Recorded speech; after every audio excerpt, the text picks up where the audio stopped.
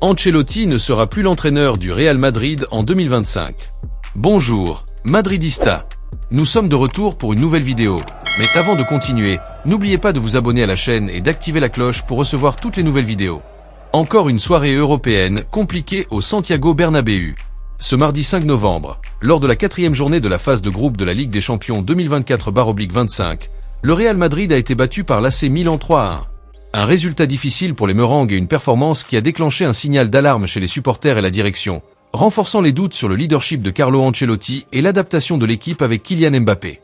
Le Milan, actuellement seulement 7e en Serie A, ne semblait pas être une grande menace, mais ils ont montré un football intelligent, exploitant les faiblesses du Real Madrid.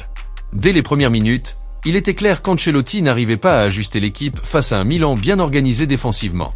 L'attaque du Real Madrid semblait déconnectée, sans stratégie claire pour pénétrer une défense italienne solidement postée, et la défense espagnole a laissé d'énormes espaces, notamment sur le côté droit, où Lucas Vazquez peinait à contenir les attaques rapides des Italiens.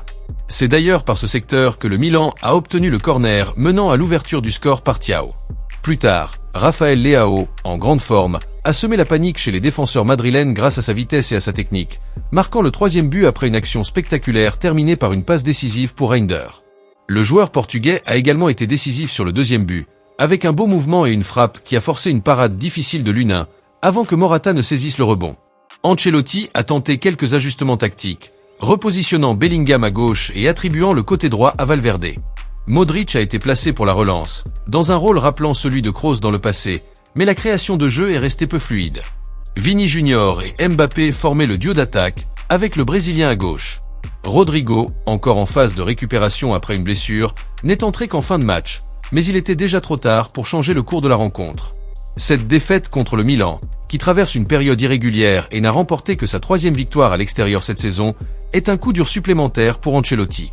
Rafael Leao, qui avait récemment eu des désaccords avec l'entraîneur Paulo Fonseca, a brillé et profité de ce match pour s'affirmer dans l'attaque rossoneri.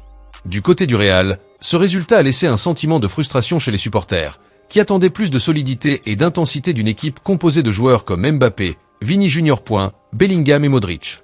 En coulisses, la situation d'Ancelotti semble de plus en plus fragile.